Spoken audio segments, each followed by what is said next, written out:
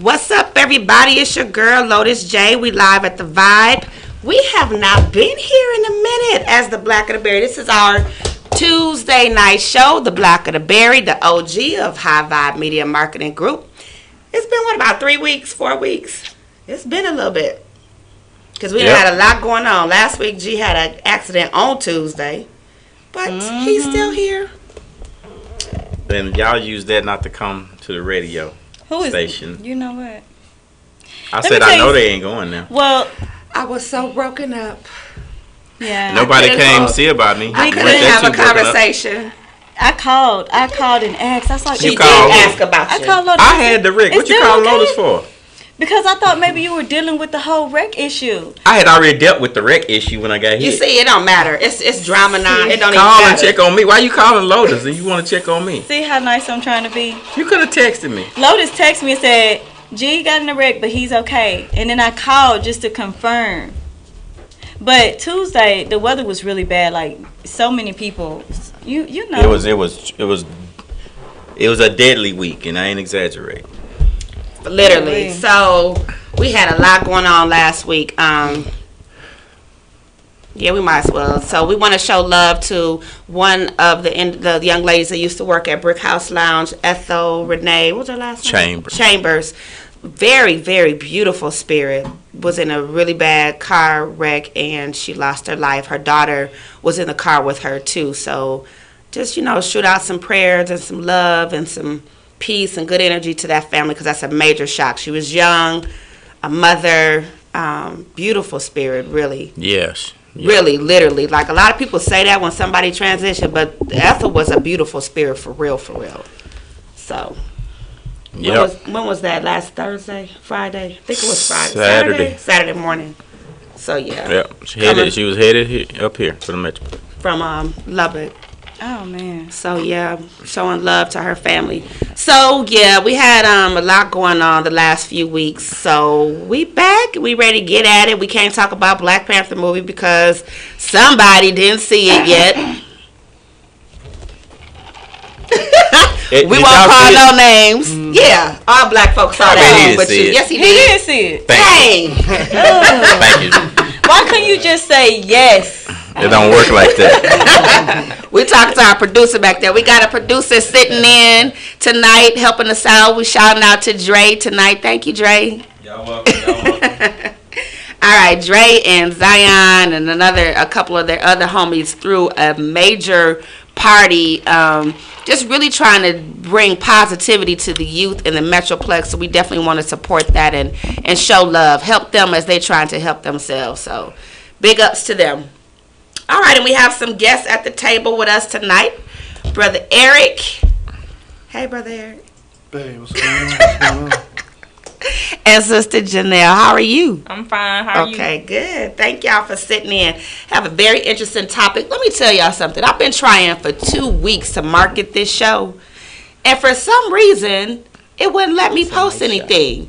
The show is Black Identity Extremists. That's what we're talking about Those tonight. words are probably flagged by Facebook. Yeah. But that's very interesting to me.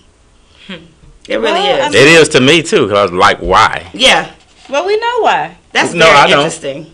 I mean, I Well, know we gonna why, find out but I tonight. don't. I We know gonna why, talk but I about it, don't know though. why. Right. I know why, but I don't know why. Yeah, we know, but It don't make sense. who needs to confirm it? It don't make sense. It don't. When you got a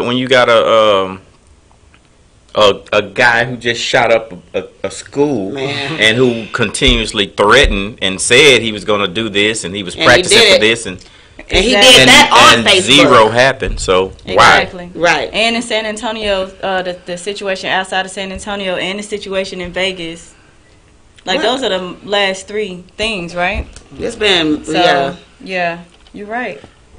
All right, so we're gonna get into that conversation tonight because I do find that very interesting and offensive that was blocked. I think it's very interesting. So anyway, we're gonna do what we do. What y'all do over the weekend? I went to Chuck E. Cheese. Oh my God! She laughed like, whose birthday was you celebrating? Nobody's. My children wanted to get out the house, so I had. Y'all have fun? They had fun. You didn't? Girl, no, it was crowded. Not when that bill came up there. No, it was crowded and so many people. I can't stand Chuck E. Cheese. And little children and people bumping into you, and I'm just like, oh. Because I was that mama that couldn't handle my eyes not on my child. Well, that was me. I let the oldest one go, and I followed the little one. That's kind of how it worked. Yeah, it was a challenge because I be trying to watch everybody at one time. Sounds like you just need to stay at home. You should have just stayed at home. Because you can't watch everybody at one time. No, you can't, but I tried. Yeah, that's all you can do. Because as a mama, you want to see them. Mm-hmm. That's a wild place. Them children, those little children are cutthroat in Chuck E. Cheese. Yeah. And the parents, too. Yeah. So yeah, what else went on? That was a highlight of your weekend. That was it. That was it. What about you, Jerry? I worked. That's it. Dang. I didn't do nothing. Can we get a little more? Oh, we had to play. What do you want me to say? Oh, basketball game. That's it. Tell us about the team.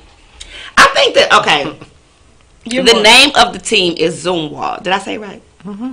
What is it? Don't that sound like they should be from Wakanda? Yes! Like, what is it? Well, they look like they are. Yes, and they are. They're all black. So they're Africans. So we saying they from Wakanda, and they're going to tap into... So we're going to say we need to tap into some Thursday night because that's when the tournament starts. That's when the playoffs start. Where is it at? Huh? Where's the playoffs? Oh, it's in Dallas. Dallas Kimball. 7 p.m. Thursday night. What's the address? You know it? Nah, I know it's on West We'll Morgan. post it. You don't have to Kimball High School. Kimball High It'll pop up. Oh, Kimball High School. Oh, because when you said Kimball, I thought it was a street. I didn't know. Justin F. Kimball High School. Okay. But I love the name of the team. Say it again. It's called Zoomwalt. Zoomwalt. W-A-L-T. Zoomwalt. But is the T silent or no? Zoomwalt. People just don't say it. Zoomwalt. It's at the end. But when I hear people say it, they always say Zoomwalt. Oh, okay, anyway. It's there. Okay. It's not silent. It should be. Okay. Okay. I like the way you said Zoomwalt. I think it's Sarah Zoomwalt. But now you got to bring Google her. You're right. It's Sarah Zoomwalt. No, we don't want Sarah because Sarah don't sound like. No, I'm just saying, just let you know where the name comes from. But you got to say it with like an accent a little bit, like heavy. Can you say it? I don't know how. Oh. Zoomwalt. Zoomwalt. We're gonna say that Zoomwalt is the capital of Wakanda because it just sounds slick to me. Ooh. So now those children can say that they play for Wakanda. Man, Wakanda need a win Thursday night. Man. Well, we gonna throw some energy for them to have a win. Mm-hmm. All right, so that's cool. What do the team need? Support? Y'all show up? They need more than support. What they need? They need socks, t-shirts, deodorant. I just didn't get I got a package of white socks at the house. I take them. Okay, I'll bring them. So, if anybody wants to donate to the Zoomwalt boys basketball team. Snacks, How money. old are they? They middle school or high? Middle. That's middle school. Okay. 6th grade. 6th grade, okay. Then let us know. Just shoot us a message. I get so much support though, so I can't complain. But I just keep throwing it out there because I know if they need support. They need support. I know people want to help. I don't say that so people have to help. Some people want to do stuff, they just don't know what to do or where to go. Because they don't. I mean, we can provide everything they need, but I'm trying to help other people get blessed. It's okay for other people to get involved and to be a support to our teams and girls too, huh? Is it a girls team too or no, just boys? It's a boys. There isn't a girls team, so any girls that want to play have to play. They can play, okay. Yeah. All right, so that's what we got going on. So we have our tournament starts on Thursday at 7 o'clock at Kimball High School, and come and vote for Zoomwalt. That's right. All right, so what else going on? What we got coming up? Church lady. Church lady. Oh, you guys talking to me? Yes. Oh, my bad. I was gonna write that down so I can announce that. Okay, again. well you can. But okay. So check this out. On Monday, because we have some new shows, right? So Monday from 6 to 8 p.m. we got The Conversation. Mm-hmm. I like that name, The Conversation. Mm-hmm. Tuesday night, of course, yours truly, The Black and the Berry, every Tuesday from 8 to 10. And on Wednesday night we have The Situation. Mm-hmm. That's a live show. Let me tell y'all this. We have signed. We have 4 new shows that will be starting in March. I know, like HighVibe is really picking up steam. So all of y'all out there, y'all we elevating to a higher standard. Y'all better jump on board before all the slots are filled, because just get in on the energy, man. It's moving. It's moving. I hate when people tell me what I better do. Okay. Well, no, really, I'm just, I ain't. Okay, well, God. No, I don't mean like you telling me you better shut up. I don't mean like that. I just mean like what I when just somebody said. say, "Oh, you better do this, or you gonna miss it." Or so you better, I'll be like, what I'm saying, y'all better hurry up and call and make your reservations. Yeah, I'll be like, I ain't gotta hurry up and do nothing. Okay, so what is I'm the different than I'm gonna tell you what is the alternative? Please tell me. I'm talking to my guest right for a second. Okay. Let me tell you why I get in this conversation. Let me tell you why I get better results than them. I always say. How you say he get better results, and what are you basing that on? Results. I always say, please do this, or would you please join us? We could use your support. I don't ever say, you better hurry up and get chicken. You better hurry up and come. You don't want to miss this. And I don't do that. So he gets better results. I say that. And that gets me better results. That's a good approach. I think I 3 point. How many? 2 for the brothers. How many listeners do we have? 3.8 million. It's 3.8 million. Okay. I think our 3.8 million viewers understand where I'm coming from, because they know that slots are filling up, HighVibe is moving and growing. They want to get in. And everybody want to be a part of something that's elevated. Next week I'll show you how to do that announcement. Thank you. And you will get 3 shows off me announcing that. Oh, please do. Can I get like $10 off you each sure show? can. All right, got it.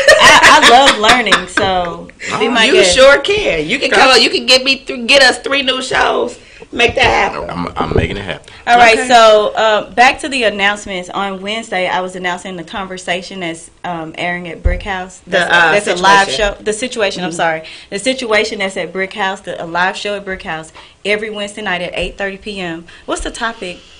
What's the topic for Wednesday night? Because that's tomorrow. Step parent rules. Step parent rules. That's what we talk about tomorrow. So there's rules to being a step parent. Step rules.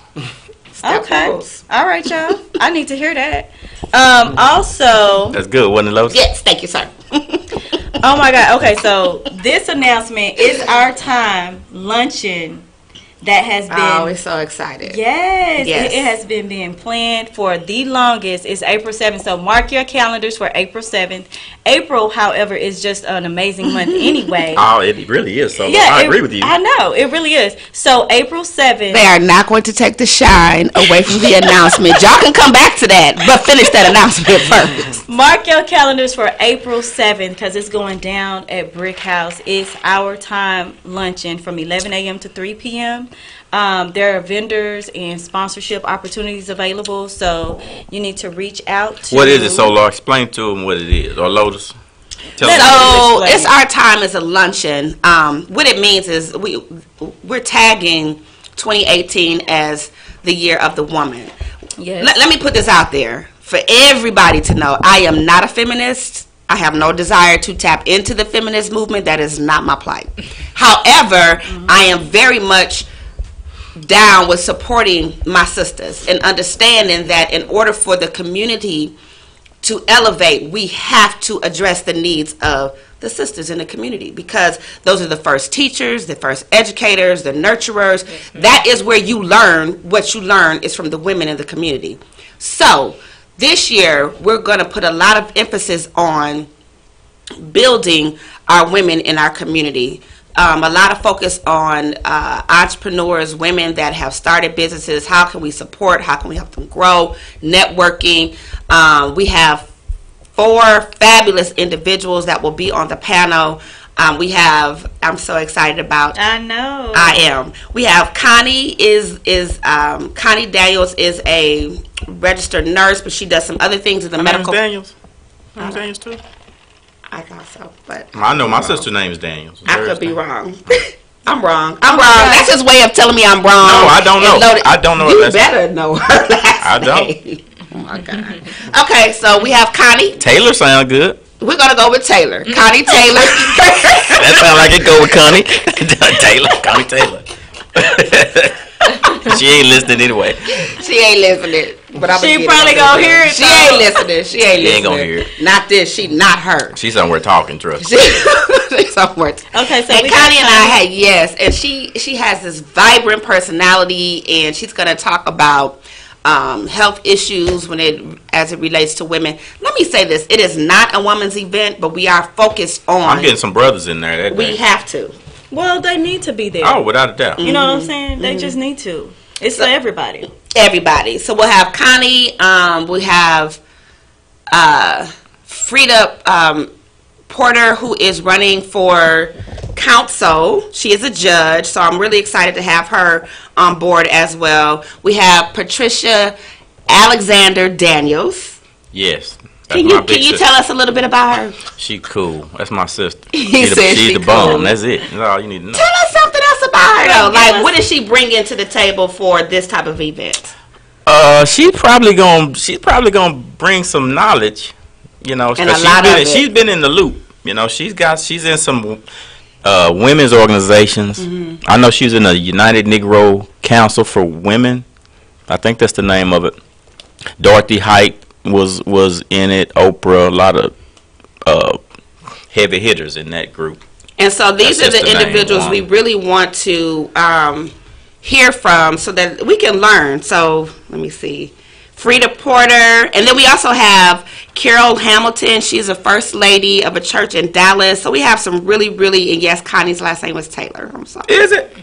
What did I say? That. No, I didn't. That's what you said. He did. I did not. I thought Stevens. You said Taylor. I thought Stevens. No, you said Taylor sounds. That's just him trying to make I'm telling you, I was bad. thinking Stevens. I'm sorry. I'm trying to but do you better. said Taylor.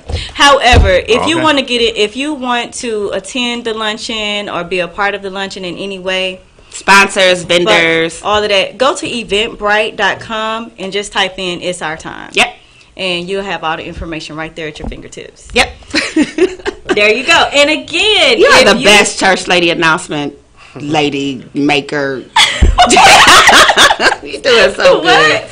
No, she got the right voice for church. Whatever. For church now. Whatever. I think you do. But if you're interested, she's too proper. If you are interested in hosting your our own church show is not in the hood here at HighVibe Media, yeah.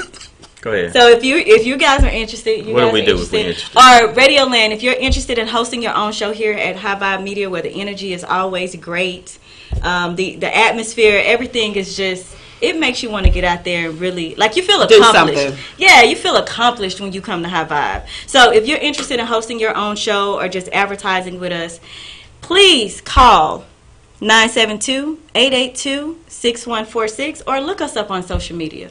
I think you have a great radio voice. That's the best you've ever done with the announcement. Oh my God. You did good. I swear, G just That's why she keeps saying that. You don't usually do a crappy job. G has an accent. And he just be like.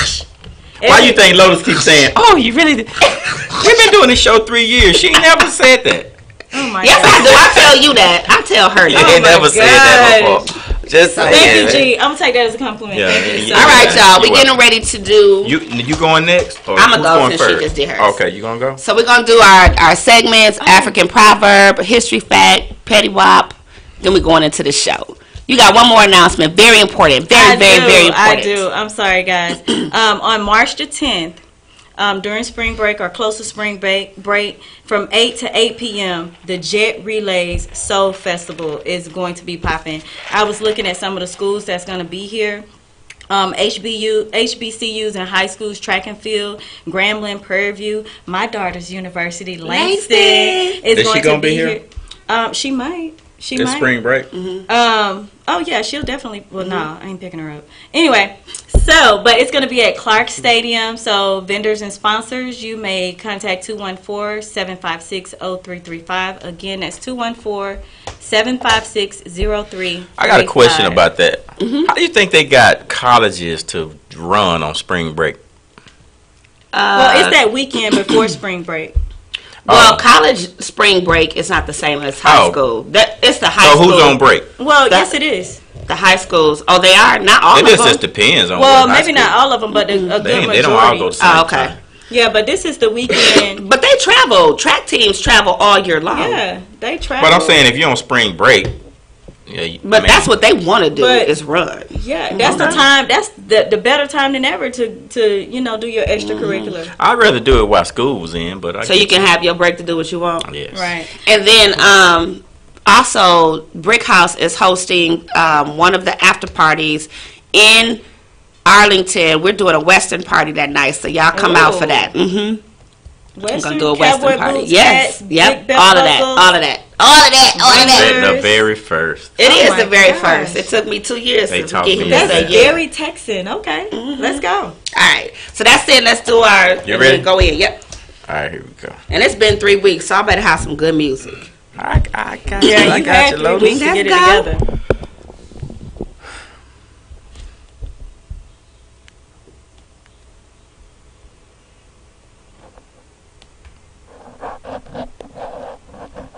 What in the world? That's not me. I don't know what that is. That is you. That's not me. You're rubbing on the thing.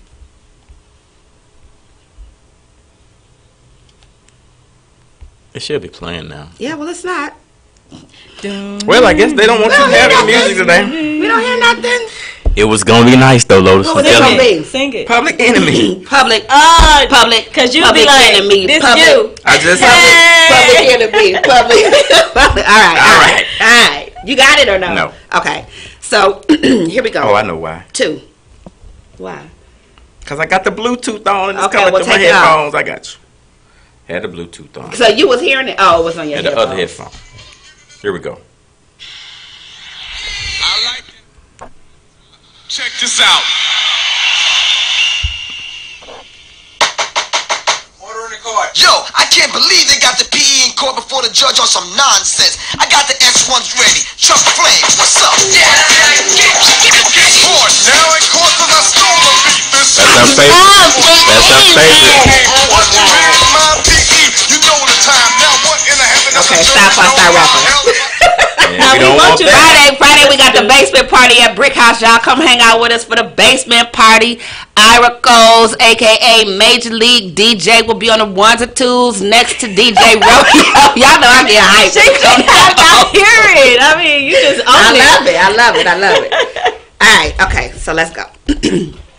When a man is stung, he doesn't destroy all beehives. Don't take. So what we do is throw out an African proverb, and then we let y'all interpret it, and then I say who's right. Okay. So are we gonna let our guest? Let our guest start. You want me to read it again? Mm-hmm, please. When a man is stung, he doesn't destroy all beehives. Yes. Anything. It's okay because I'm normally good at that. I got the answer there. That's Man, that just hit me like a ton of bricks right That's there. the second one I couldn't figure out. I got that. I'm normally good at That's all right. Then jump if you want to. If not, what you got, sis? Yeah, that is somewhat difficult to interpret. Oh man, I got this Look, locked over here up. itching. I got this locked up tonight. I gotta go slow down. Yeah, you better go next. So, you better go next. I got this locked up. I'm telling you. I'm just gonna throw something out there. Yeah. When a man is stung, he doesn't destroy all beehives. Right. So when a man is hurt, he doesn't destroy all the homes, maybe families or something, maybe a turmoil. I'm not sure, but it's just Okay. yeah, that's what it is. Look, he like stop. That's close. Yeah, I think Really? yeah. What you got? What sis? you got so long? Do you got something, brother? That's all right. Go Okay. ahead. So I think I just have one sentence. I don't have to go into explanation to make people feel what I'm saying like G. However, I think that it's saying that you don't have to make everybody suffer because of whatever situation that you're going through. She got it. I like They that. got it. Are you gonna add anything? I was just thinking about women. You know how when a woman is hurt by a man and she's bitter, and now all the other men have to pay. Do you think men do that too? Not as much. But So they you- do. I don't The think we answer do is it yes, as they much. do. So you think women, when women are scorned, they take it out on all men? More so, Not all women Not do that, all. but a lot do. But women are more likely to do that than men are. I think so. We gotta have a show on that. I think so. We gotta have a show on that. We're gonna come back to that. All right, come on. Before I jump into that. No, I already answered. No, I'm talking about her your thing. Her music. Oh yeah. We right? Yeah, y'all right. Okay. Is that it? Yeah. Okay. Because I know we running behind. All right. You ready, Solo? I'm ready. But it's over and over. I feel like slapping my knee. Slap it. They harmonizing good. Slap it. I can't help it with that. I know. That's what it's designed I to make can't you help do. it with that. That's before my time. I don't think you can beat a group of men singing in church. Nah, I'm just telling you, can't beat that. Okay, so who are they? I don't know nothing about that. Black spirituals. What is it? Days of woman? You can't beat that. You can get 100 women, they can't beat that. But that's where, like, boys and men, like, the dudes on the block. Can't beat that. That harmonizing. Can't beat that.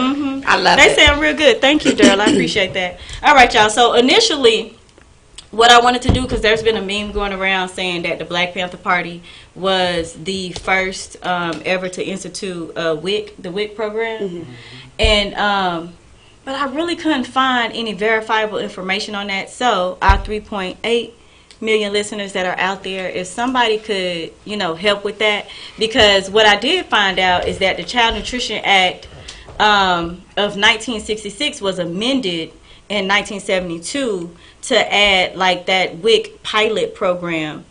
So they was testing it out for 2 years before they actually made it like a permanent situation. So, but I really want to know if the Black Panther Party was the first to institute that, because they instituted a lot of different things in the community. They had a lot of different community programs. So that's something very important. I was trying to find a timeline or a date, but I couldn't find that. So I opt to talk about William Wells Brown, who was an enslaved black man who escaped at the age of 18. He was like working on ships or something, and he was able to escape through Ohio.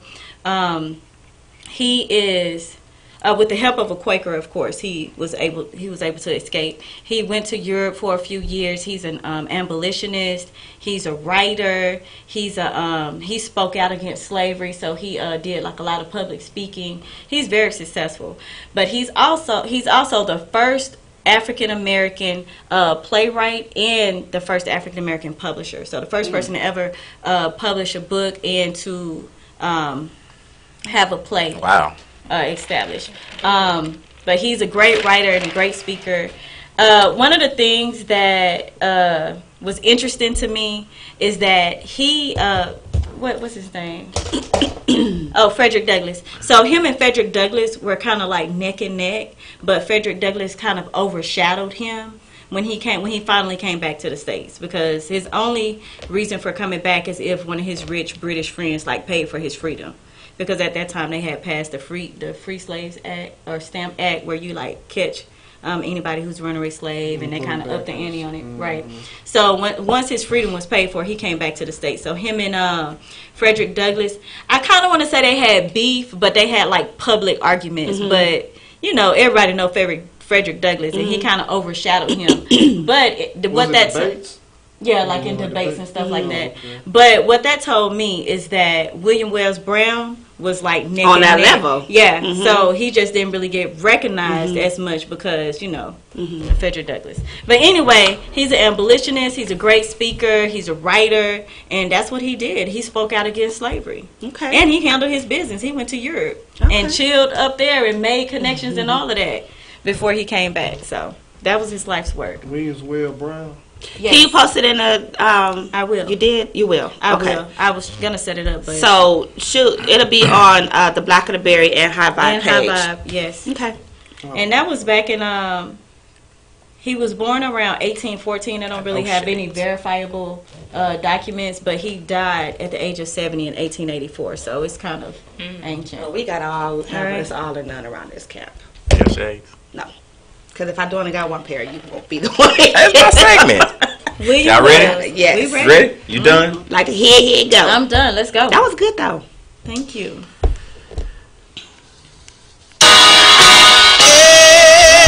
This your joint too. Need my shades for this one right here, boy. I'm telling you. This make you want to do something. I don't know what. It's that build up. Something. I usually have shades on the segment. Bands do that. That song is so fly. I can only remember, I think, like one band doing it. I don't never remember nobody. Maybe Doing one. this? He always had a unique sound, though. I think it's his sound. Yeah, but they could do that. That song go hard. I don't never Close hear. to that. Who was?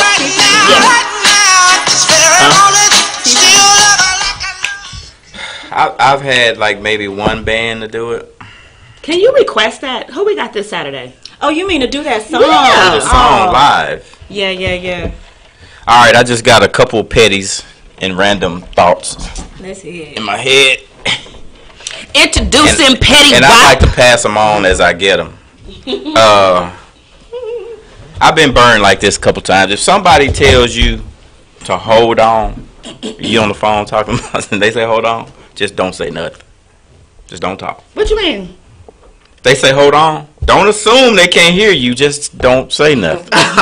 Just Oh. I don't care if you calling a bank, an electric company, one of your friends. If they say hold on, just be quiet. Because just because you can't hear them, don't mean they can't hear you. They probably put you on mute. Yes, and And you they thinking listen to you they snap, can't they hear you, snapping, and you yeah. saying this stupid. I told her my feeling, and she ain't all, and I'm saying it. I'm not gonna sit on, and then your stuff don't get cut back on. Yeah, that happened a few months ago. Remember? You good? Okay. Yes, it I'm did. just saying. Happened on this show actually. Right. What did? And cut. And we talking. Thinking the mic 20, off. 30 minutes after the show over, our Why mics y'all still picking hot. up old stuff? That's when we first Our started. mics was still I hot. didn't know what I was doing. I was trying to learn. And cut. They was talking. We was talking. I was probably the one talking. And she got in some trouble I behind did. that. Yes, I did. Ooh, wee. Lesson learned. So now we just gonna good get thing. quiet. Lesson learned. Gotta get- Yeah, we like, are you sure? Like, I think it's kind of men. This is just for the brothers. Don't let me hear you say ugh. Ugh. No, don't say that. No. You know how women say ugh, or whatever it is. that's what they say. They say, Ugh, whatever it Ugh. is. Don't do it. Like ugh, as in something that's gross. Yes, just don't say that. oh, okay. Yeah, don't do that. Don't type it either. Don't type it. That's like typing K. Or KK.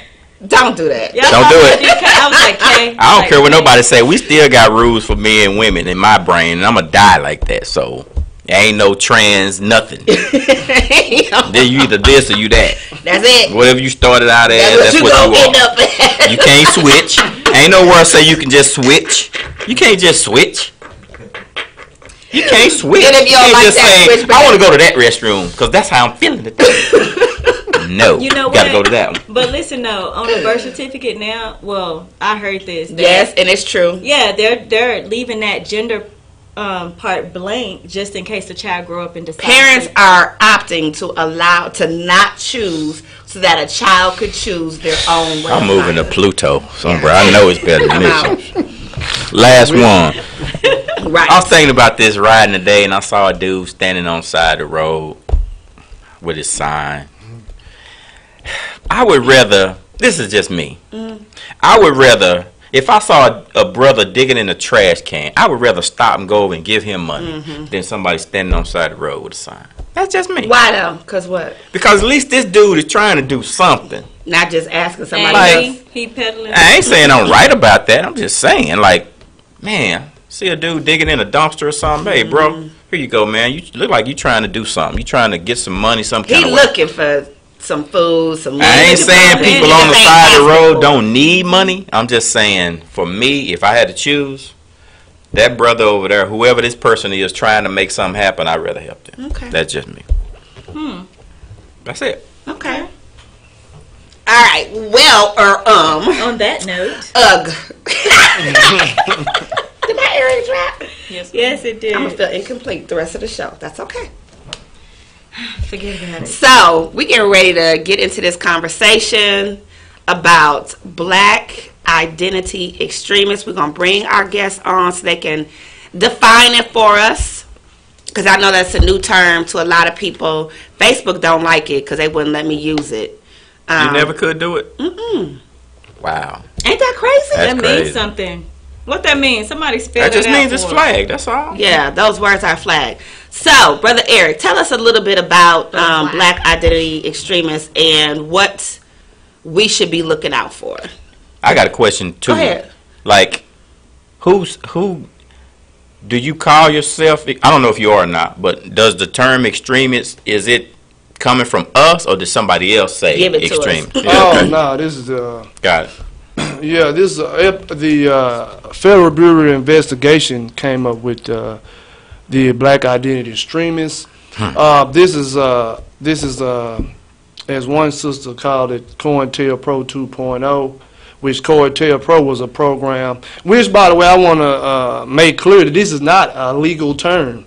Black identity extremists is not? No, it's not. It's not. When I say legal, meaning it can't be really used. Like in the court of law, it can't be used.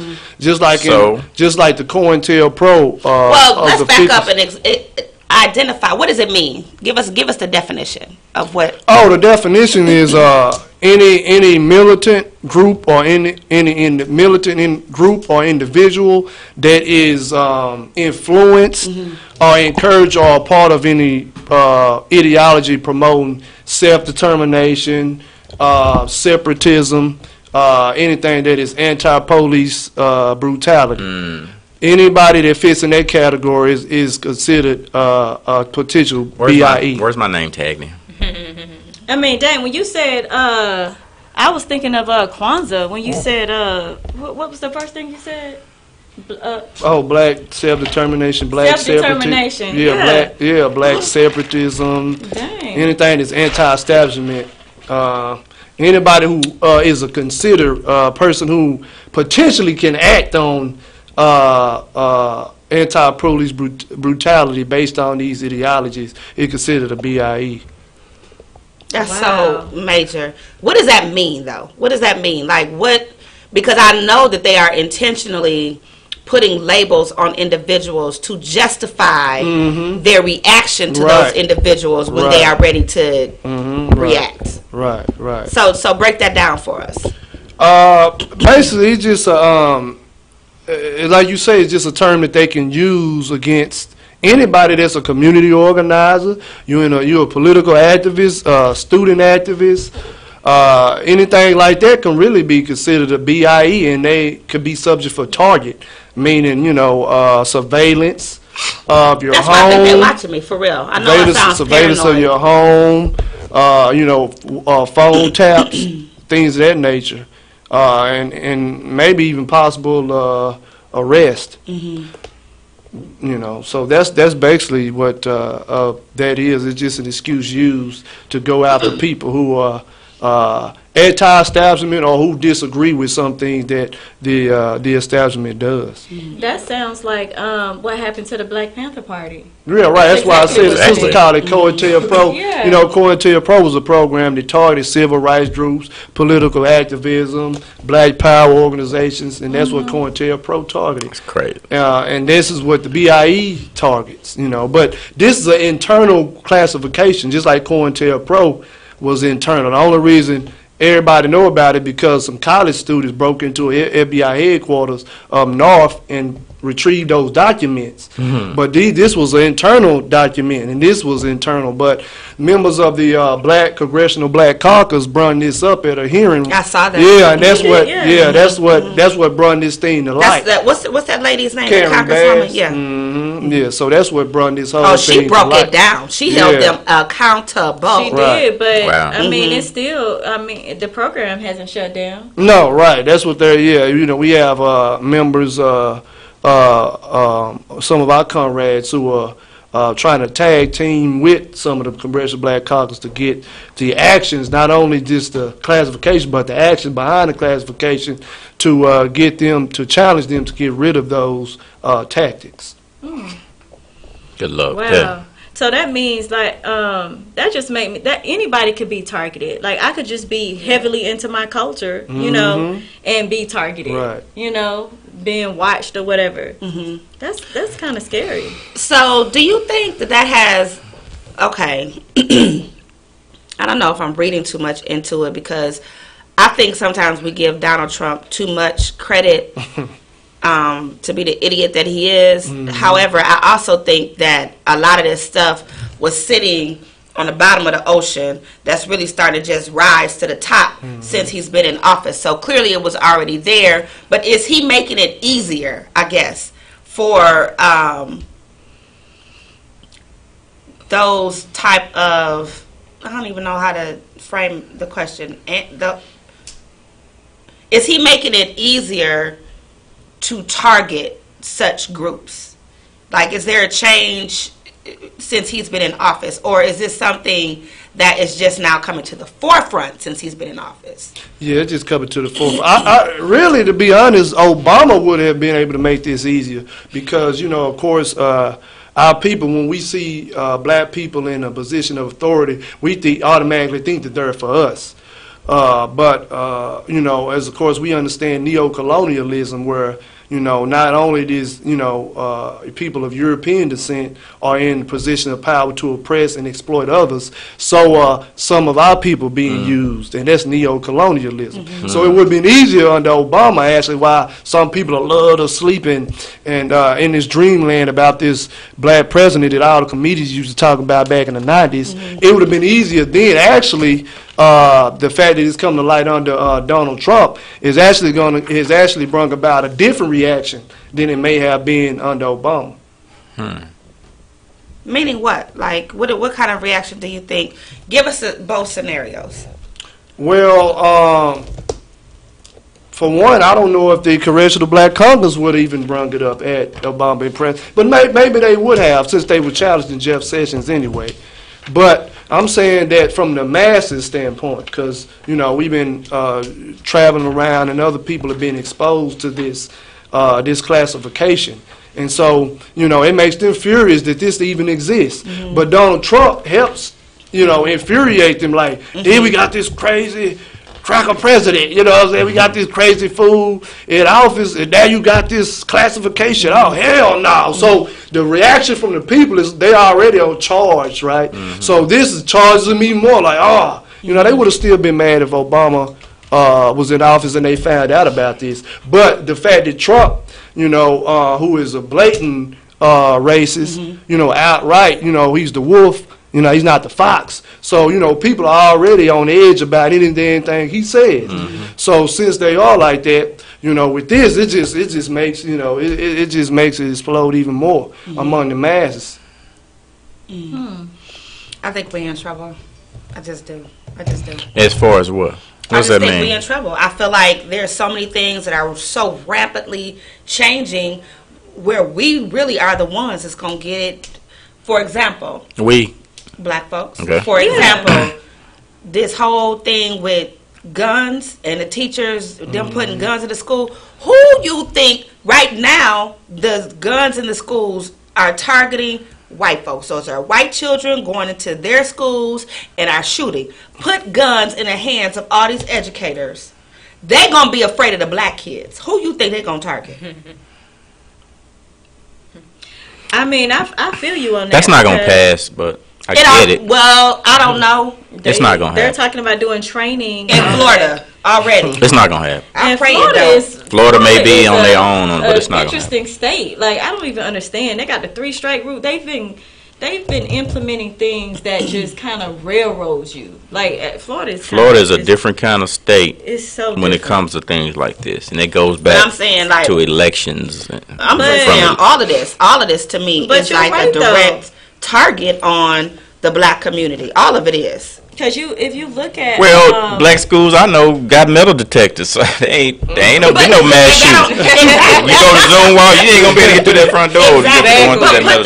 Put guns in the hands of those teachers and those children who are already flagged as being angry, who they looking at with these, you got underpaid teachers, and I'm sorry, because I know this ain't the topic, but to me that's why I think it's a bad idea. Heck yeah, it's a bad idea. And another reason it's a bad idea because if you look at statistics on how when there's a shooting involving police officers, they're only 20% accurate when it comes to hitting the suspect. Think about that. 2 in 8 times, That two in 10 times, they hit the suspect. Yeah. Now these are trained every day. This is what we do. Yeah. Think about putting a gun in a teacher's Who hand. panicky and You can't just let them go through a course and go on a range one day. But the thing is, teachers, you have different types of people. And the majority of, as far as like the demographics is concerned, the ratio, like if you're in an all black or black and Hispanic district, you know, the ratio of teachers may be Caucasian, you know, or it may be 50-50. Yeah, that's true. It'll either be more Caucasian or it'll be 50-50 Caucasian and black. But for the most part, you got people out there who, their personality is just not, like I know a teacher right now who has just a bad idea. Yeah, he has a horrible class. I think if you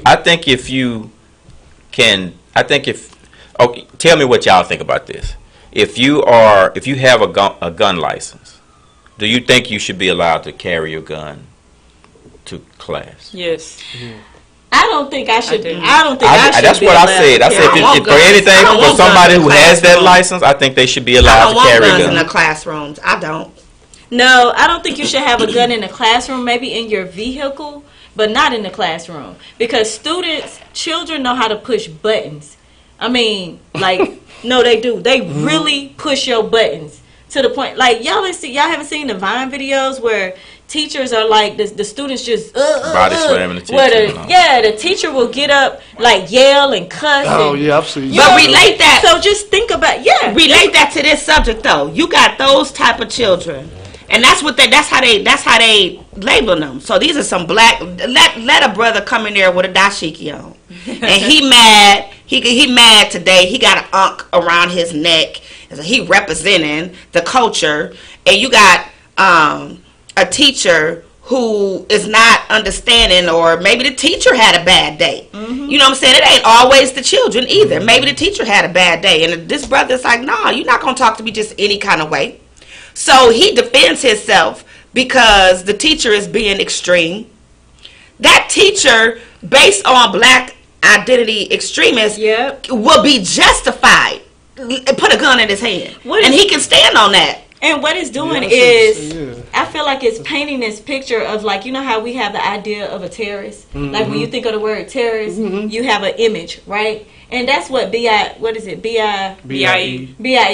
so that's what that's doing to me. It's like, because you just painted a picture, brother in a dashiki, maybe with an unk on, very cultural, whatever. Like, so when you think of a person like that, that's who you look at. So it's painting this picture and setting us up already. You know what I'm saying? So every person from Afghanistan or Iraq or from the Middle East is not a terrorist. Right, you know what I mean? Like, they're not, but in our minds, we've been conditioned to think that, and that's what's happening right now. Exactly. So. I don't visualize Middle Easterners when I think terrorists. No, but I think Klan, some cops. But I'm saying, as a culture, skinheads, that's what I see in my brain. Culture, that's what people see.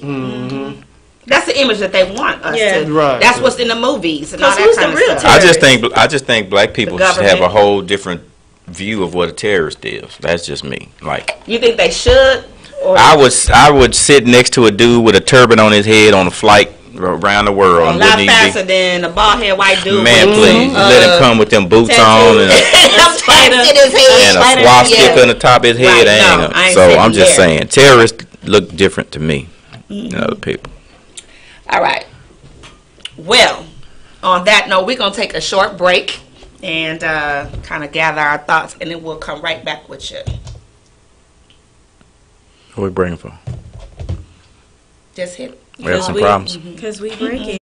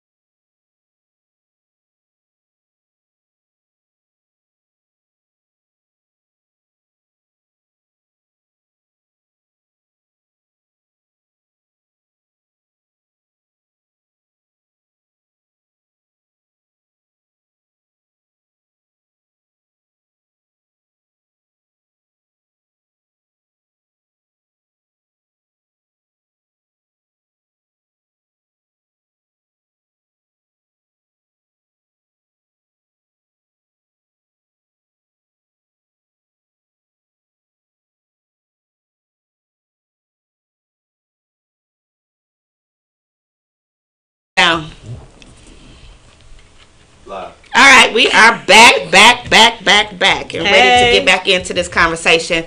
And Brother Eric said we had 2 different conversations going on. Right, the conversation didn't stop really, but okay. All right, so let's get back into black identity extremism. What is it that we need to know, Brother Eric?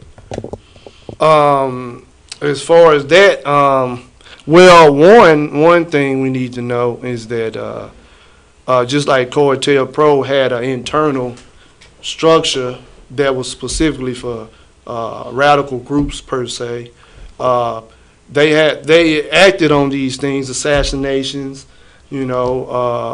arrests, bogus charges pent on people.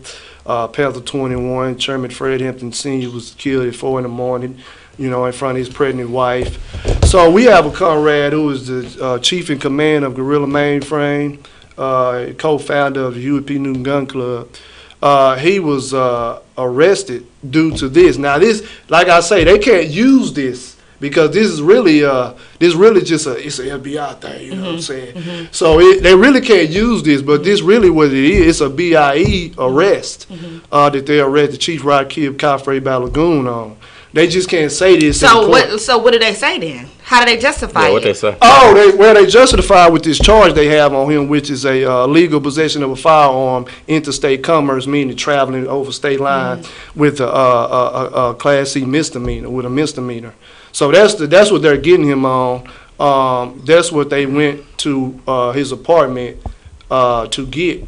That's what the warrant was for. Yeah, the warrant was for that, and to also seize information on our organization, anything related to guns or anything political, radical books and information manuals and things of that nature. And that's what they came to seize based on what the warrant said.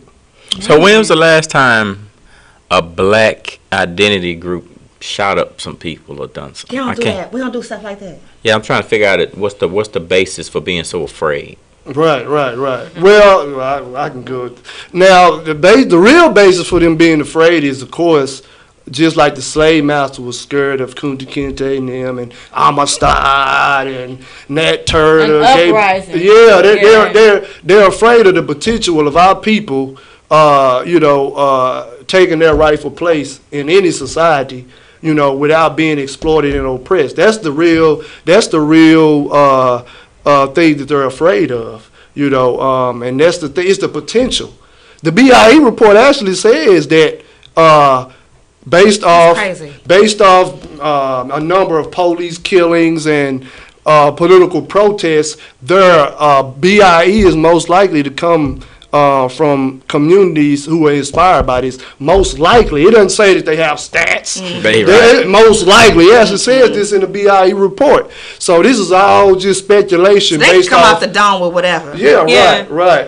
And this is all speculation. If the black community feel like they need to take power for themselves, this is what could potentially happen. So we need this classification to say, hey, that's a bad guy. You know what I'm saying? They're extreme, things of that nature. They don't care. So they're trying to, let me understand, they're trying to label this group that doesn't really exist. No, the black identity extremists is, like we was saying earlier, it's general. It's not specific. That's what I'm saying. Right. So they're creating this whole new like you might be under that right now. That's what I'm saying. We don't even know it. All of us, the black community could be no, I'm in Lotus, Well, let me ask this question. You remember the brother? That's what we separate. That's what. Yeah, I'm like, tapping my phone. You know where I'm gonna be. Y'all remember the brother that was in Dallas, like on top of the roof, like Michael. Right. What's his name? Michael Xavier Johnson. So would he be considered a black identity extremist? I don't even believe nothing about that story. Yes. You about the one last summer that the officers. I don't believe nothing about that story. Yes, he would. He's one of the key factors in them targeting our organization and our comrade, and he's one of the key components to them even coming up with this. But you know why I don't understand that? Because he was one man, for one, and for two, nobody in the black community really have a clear understanding of what was going on, because the media was trying to They twisted and turned. Yeah, they posted pictures of him in his dashiki and his unk and stuff like that. That's what I'm but saying. I'm like, shoot, I wear dashikis and unks too. Right. You know what I That's mean? why you tagged. Lord, no. And you got braids. Right. And you got shell earrings. Oh my gosh, I'm too cultural. And you got blue in your hair. Right. Oh, get these little beads on the arm. Oh, I'm so black. Yeah, they probably got me already. I'm good. I'm Adidas, so I'm straight. I done transformed back into. But what I'm saying is, it's like no one has a clear understanding of that situation. Right. You know what I mean? Like, no, like even with the police, like the information that they put out, they don't even have an understanding. They just put out fluff, just kind of appease the people. I guess. The issue that we're gonna always have in America is we don't create the laws. Right. They do. So they can. Right. They can twist. They can just come up with anything off the dome. Just like, okay, I don't like the way they sound. Here's a law that's gonna keep them in check, and it doesn't apply. It doesn't apply to. It doesn't apply to whites. That's just the basic. You know, it doesn't apply to white people. It's a whole different set of rules. So it's gonna always be harder for us and groups like that, even though well-intentioned. Nobody's doing that to go. Basically, I think I don't know what's talked about in these groups, but for me, it's always been. We want to defend ourselves from you. That's all. And now it's a problem because we just want to. Nobody's going out gunning down anybody. We just want to be able to. We just want to fight protect our lives. But look how we're defending ourselves. We're trying to take back our identity. You know what I'm saying? We're trying to embrace our culture. You know, we're trying to love ourselves and appreciate who we are and where we come from. You know what I mean? That's why they're so angry over the movie. I mean, yeah. In addition we're not gonna talk about it. I know. I wanted to say something about it. But in addition to like protecting our life, we're trying to protect our way of life, our culture. You know what I'm saying? How we're our imagery. You know what I'm saying? In the media, like there's so many facets of what we're trying to do. Like we're trying to preserve the black experience. Period. And it's like we're being condemned for that. That's and labeled. Yes. Black identity extremists because. But what about we had a show on this a few, maybe like 2 months ago, where we showed a video of white extremists like beating up this black boy. And he was at a rally. What was it? Was he at a rally? Charlottesville. Yeah, that was Charlottesville. Yeah, but all of these white people like attacked this one black boy, and the police was there. No one did anything. Where's the information on that? They charged him. After he got they charged the brother for getting beat up. Right. But where's the foul or the secret? You know what I'm saying? Investigation on white identity extremists. And that's why I'm always saying we need less of this and more of this. No, that's why I'm always saying we need less athletes and more politicians. Not saying that being an athlete is nothing wrong because you know we just need some. I use sports to teach. You know, because I know that's what they're interested in. But we need, our mentality has changed to where what should be important to us isn't, and it's more about materialism and video games and that's what they want us to do. Yeah, and that ain't getting us nowhere. We need to have more people going into law, studying law and. You know, political science, and that's just where the game is played. So if we have no representation in the room, then what y'all expect to happen? Yeah, I got mixed feelings about that. Sister Janelle. What you got? What I think? Yes, like I want to hear your opinion. I mean, how does it affect a woman, or what do you think about this whole, what is it, BIE? I had to write it down because I'm trying to remember this acronym. It's new to me too. BIE. Like, what do you think about it? I mean, it's discouraging. I have a relationship with him. This is my friend, my comrade. So this is really hard for me. However, you know, just trying to. I talk to him daily. So being who is that? Rakim Balagoon. So he is the first person who they classified as a black identity extremist. So it's a human being. It's a black man who cares about his family, who actually provides for his family. He has children. So they take away him from working, taking care of his children, put him in a jail cell, have no real crime for them saying that they're going to put him away for years. And of course, no one really cares about this situation in regards to if they're not really affected by it or if they black. They don't really understand it. They're like, oh no, we need to put all the black people who have guns away anyways because they're all criminals. But this is it's really challenging for me because I have to go through day to day knowing that he's in jail and I can't get him out. So I don't know. You know, I hear that the passion. Humanizes. I hear the passion in your voice. It really humanizes it. It makes it puts a face to. It makes it a reality. It's not just a subject to talk about, but these are individuals. These are real people that are suffering, whose lives are being altered, whose lives are being altered. A child is not having his father or her father around because they are intentionally looking for it. So let me back up and make sure that I have a very clear understanding, because sometimes you got to tell me a couple times so I can get it.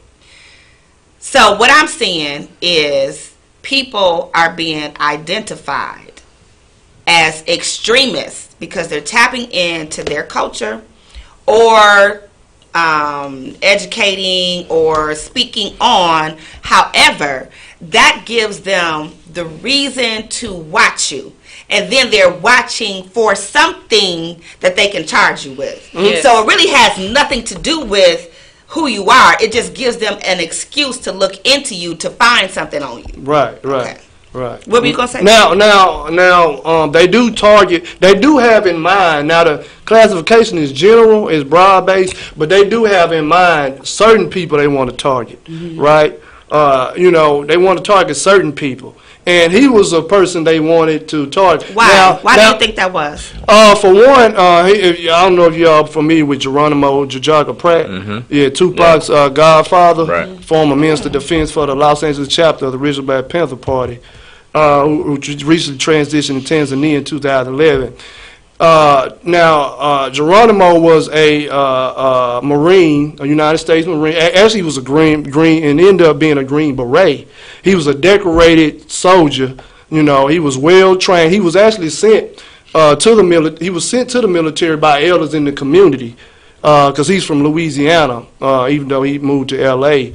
To go learn certain tactics so that he can come back to the community and protect it from white vigilante and racist cops. Now, our chief of command, Rakim, he's also a former Marine. He wasn't sent in by the community. He went in as a patriot. He was a young person that got into some stuff in the younger days, and things of that nature. But he went in to bring the patriotism out of himself, right? Because that's what we taught. But he ended up seeing the racism, institutional racism.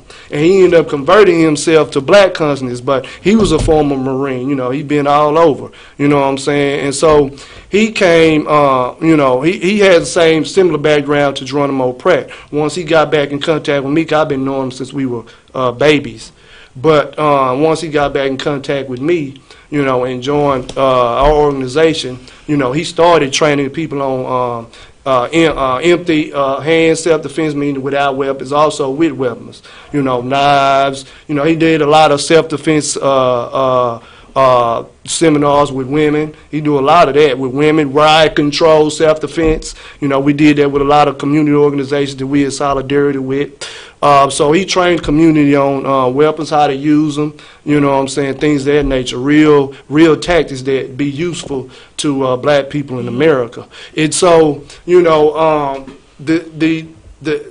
FBI, they already know about some of the things that our organization does, because even before Chief, we call him Chief, even before he joined us, a couple of us had visits to our home by FBI members looking for certain comrades. And one of our other brothers, his jobs has been visited. Like 2 or 3 of his jobs had been visited. They tried to assassinate his character, so he had to go look for other jobs and things of that nature, even before this. So what drawed them is what drawed this particular agent. These were other agents watching us, but this particular agent, he's a special agent. he was attracted to what we were doing during the time which they followed us to this place. We went to Austin during the South by Southwest. All the things was going on, and you know, we had it was a bill being passed to, you know, allow people to openly carry handguns, which we support that. You know, so we went for that and to also rally against police terrorism. Going on around the country in Austin. So they followed us to this event. And during this event, they saw his leadership. They saw how he carried himself. Now, they said they was attracting him because, you know, we was yelling, oink, oink, bang, bang, only good pig is a pig that's dead. But as I explained, when me and Sister Keela Shakur, we was in Atlanta a couple of weeks back dealing with this situation, you know, talking about this on different panel discussions. And I explained there that he was the one least yelling these things. You know, he's like me. You know what I'm saying? We yell for a little while, but we don't do a whole bunch of yelling as much. We watching out and, you know, talking to the people and things of that nature. So he was not yelling as much as the other people were. So, but they used it to say, well, he was yelling, oink, oink, bang, bang. Everybody was saying that who were participating, but he was saying it the least. But they saw something in him like, yeah, we got to watch this guy. He's really militant for real. He's not just saying these things, acting like he's something. He's really for real. You know, we got to watch him and we got to investigate him a little more, find out what's his role in all of this. And once they found out, they followed him from then on. So that's 2.5 years and about 2 years and I believe 4 months is what the agent testified in court. Said he'd been following him for 2 years and 4 months to work. You know, you're riding around with other comrades, with his children. They've been following him and watching all of these things. And the agent actually testified in court. The court-appointed attorney that Chief had at the time, she asked the agent, she said, if Mr.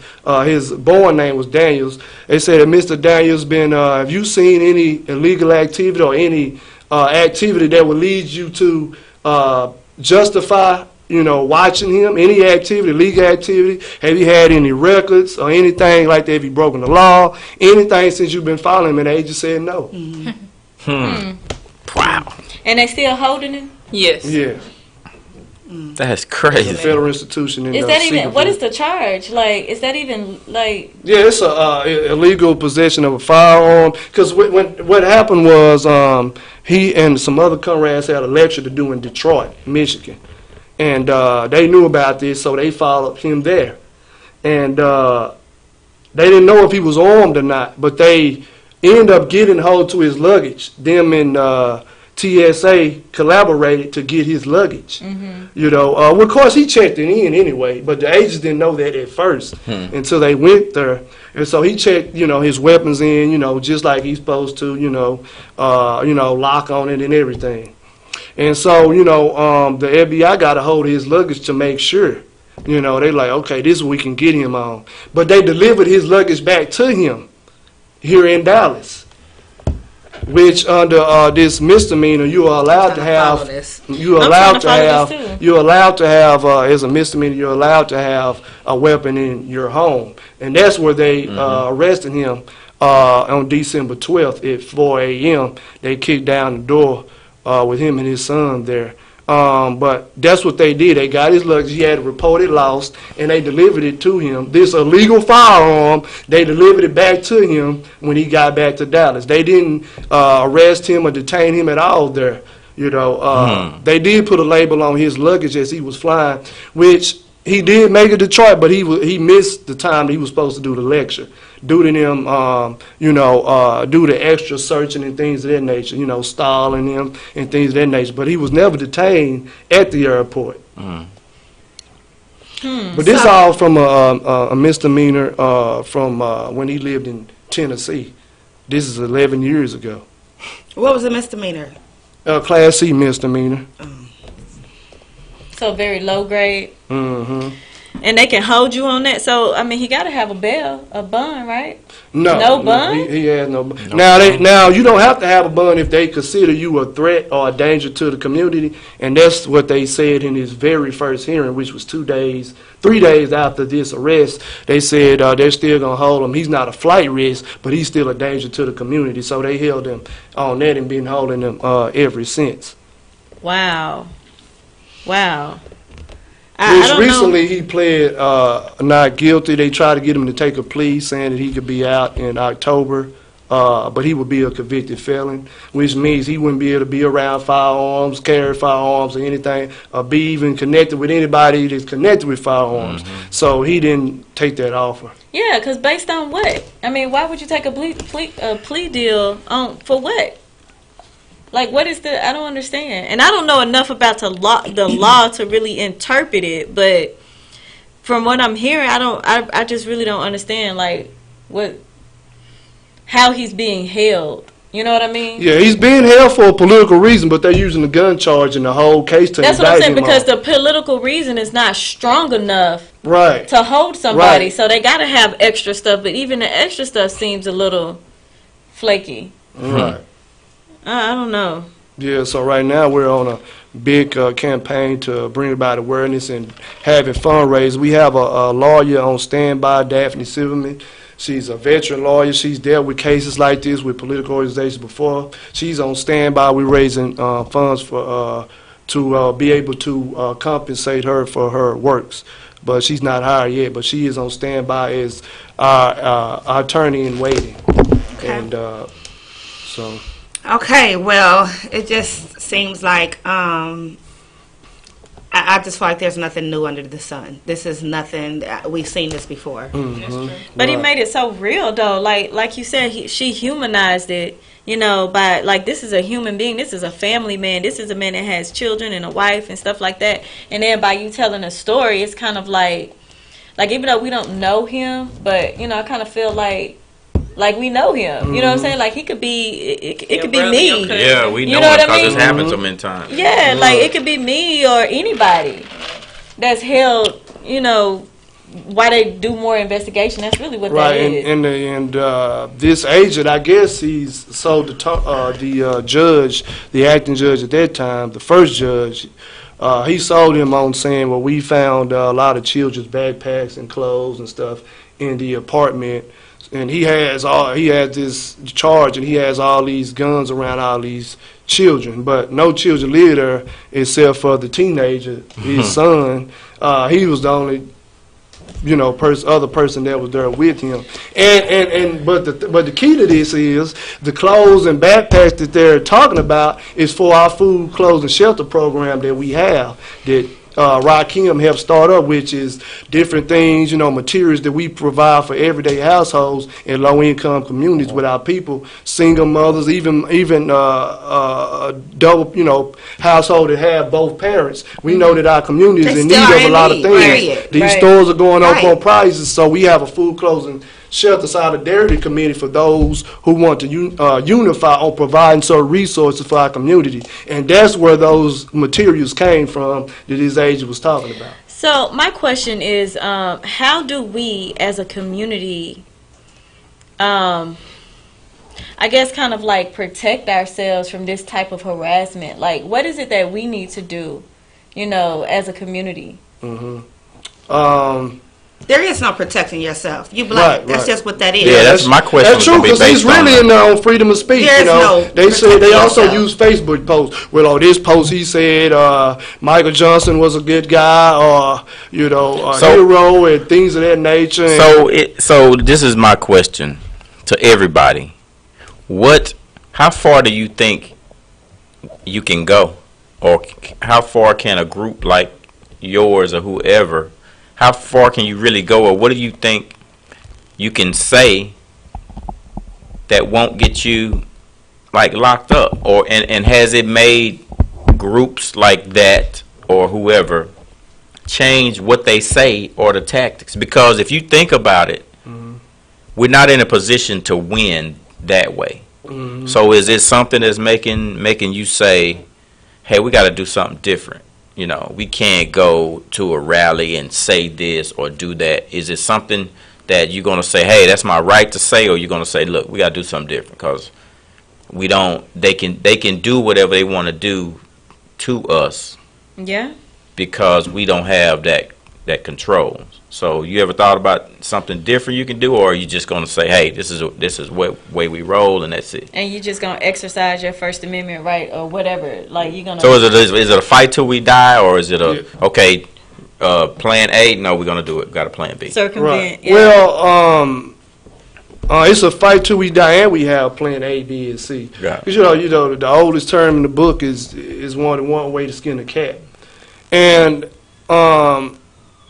you know, I feel, you know, that, you know, we just have to continue the community working program. That's what they want to stop. You know, because all of the money which is crazy. All of the money we're spending on traveling and providing for his children's mother and his newest baby. That's money that's not going to the community. Yeah, that's money that's taken out of programs. You know, we got a free them all tour we was trying to do, which we still gonna do it. You know, dealing with political prisoners and their families and how to stabilize people coming out of prison with economic programs and political programs. These are things that's, you know, slightly put to a halt because we got to focus on doing this. But we just going to continue. But you know, also is one thing about it. We have to educate, because the system in the schools is not going to educate our youth. We have to educate them, those that know. So our thing is we have to educate our people more, and that allows people to make intelligent decisions. The reason our people don't make intelligent decisions because they don't know it's an intelligent decision to make. They just go on with what they see. But the thing is, we got to get on college campuses. We got to get the young high school students with intelligentsia, and we got to get them this information. We got to get them resources, and we got to inspire them. Once we do that, the rest will take care of itself. You know what I'm saying? They're going to challenge the status quo. They're going to push hard. They're going to help. And it's going to be all of us, elders and college students and you know, middle-aged adults fighting together. But we got to continue the process. You know, we can't run and hide. They already know we are. Right. You know, we can't run and hide. You know, some of us have been in this since we was 19, 20 years old. So, you know, there is no running and hiding, really. You know what I'm saying? So we really just got to, you know. Now, that doesn't mean that we can't clean up our tactics and kind of be, you know, okay, let me chill on this aspect of it. Let me not say this right here. Let me go over here and say And that's what I think the key is. To spin off to his response to your question is what I'm learning, because I have always been an extremely radical individual since middle school, challenging the principal over something I didn't think was right in the 8th grade. That's good. But, well, it got me in a lot of trouble too. But what I am learning the older that I get is you got to be smart, and you got to learn how to play the game. And in all honesty, our people would have never seen freedom. And a lot of people get angry when we say stuff like this. But you got to tap into other folks that understand that this is our mission, this is our situation, this is our plight, but we do have to have a system in place, and we got to be smart with it. We got to be smart with it. So sometimes you got to get into those circles of individuals that you would not normally be involved in, and become a double agent, and buy into their way of thinking and their lifestyles, because you need those numbers, you need that support system, and those are the individuals who can get stuff done, the movers and the shakers, because a lot of us ground roots, ground zero, it don't always work. We ain't getting it. So and I agree. But the only thing about that is, though, we have to do it. We have to organize. And we have to do it collectively, right? Because people are not going to do these things individually. We have to do it collectively. Like Geronimo was sent into the military. He didn't just end up there, because if he'd have went on his own, he'd have been patient. You know what I'm saying? Because he made an individual decision based off his miseducation and indoctrination of Americanism. But if we send people, if we organize strategically, we can do these things. But we have to organize strategically for it to happen. But we're gonna get hit in the mouth either way. It's like we're boxers.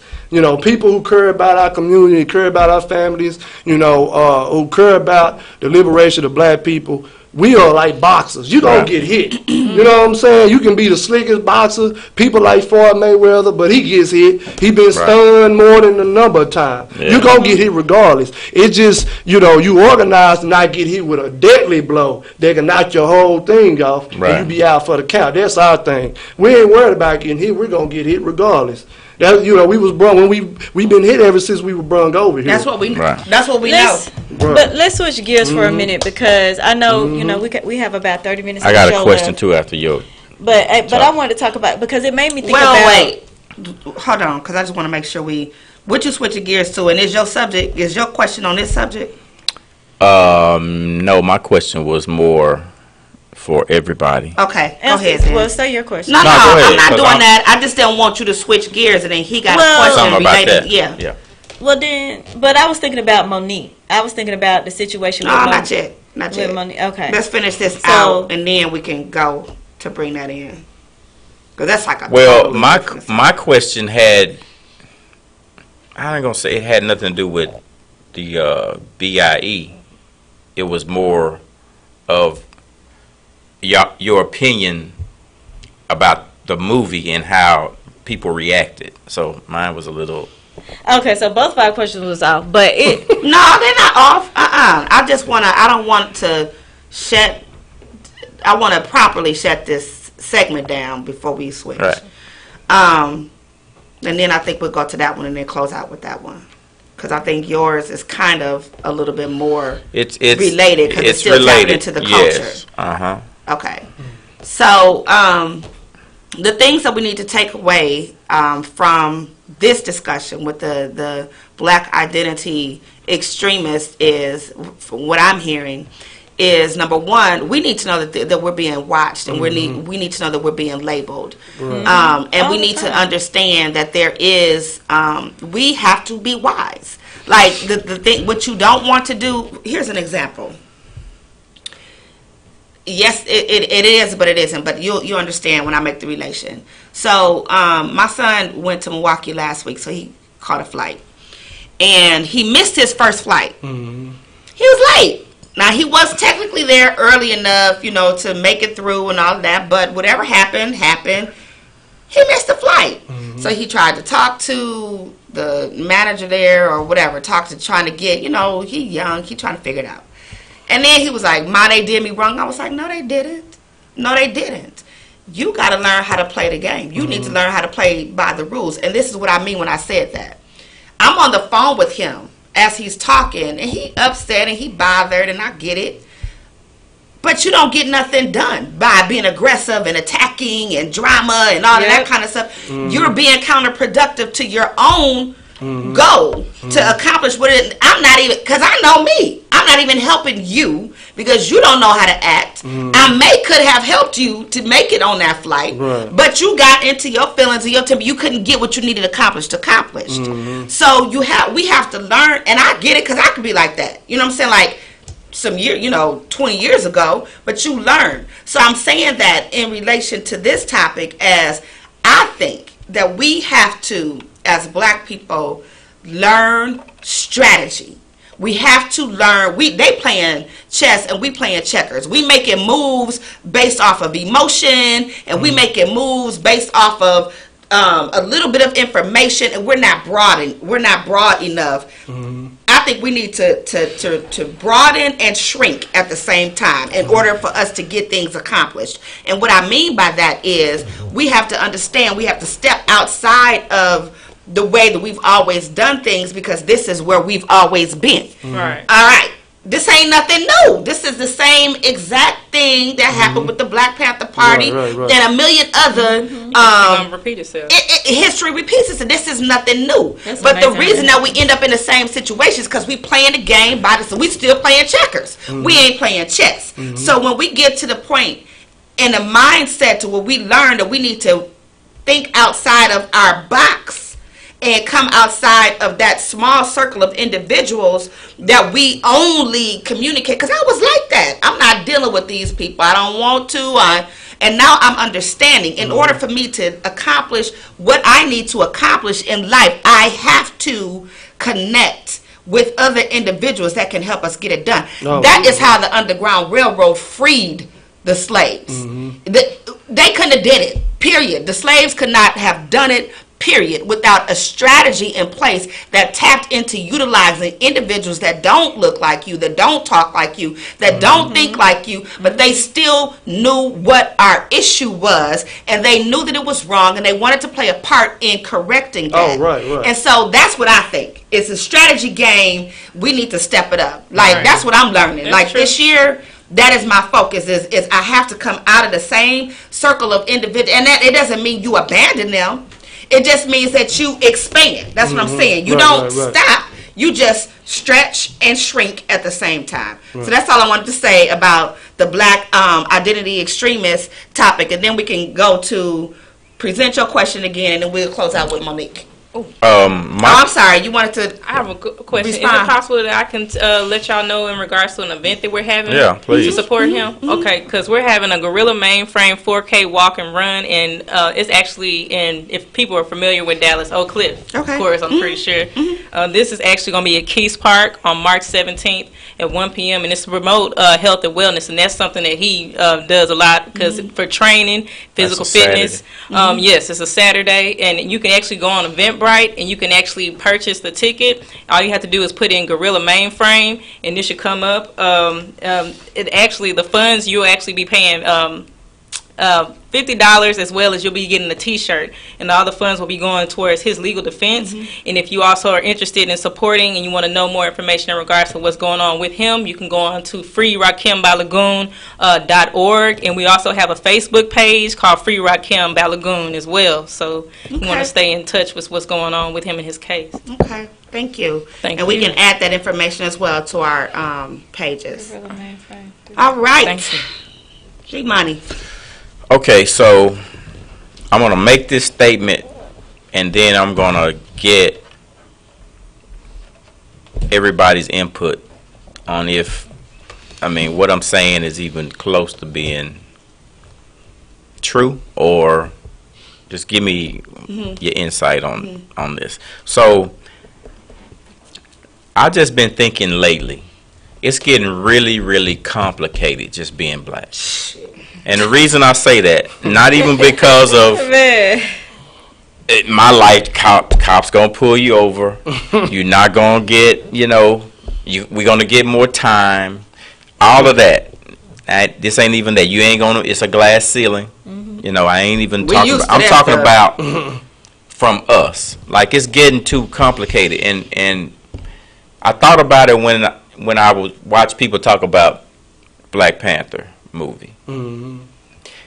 People were showing up in droves, and then you got this other side saying, "Oh, you can go to the movie, but you can't do this." Oh, gee. People wearing dashikis. That's funny. Yeah. Oh, you can wear dashiki to the movie, but don't be a Irishman on. I just think, and then they talk about, well, we can go see a movie, we can't start a blanket, we can't do a grocery store. That's true. I think this is where I think we're going wrong, because I see all sides. If we don't support the movie, then they're saying, oh, black folks don't support movies when they come out. When we get a black movie, we don't go. And then when we do go, it's, oh, you can go to a movie, but you can't do this. And I'm thinking, like, what do we do? It's getting too stressful. I don't know if I do this, what are you going to say? Like, you try to pull my black card every time. Man, I'm like, for real, like, what do I do? If I go, you saying I went, but I didn't do that. But if I don't, I didn't go.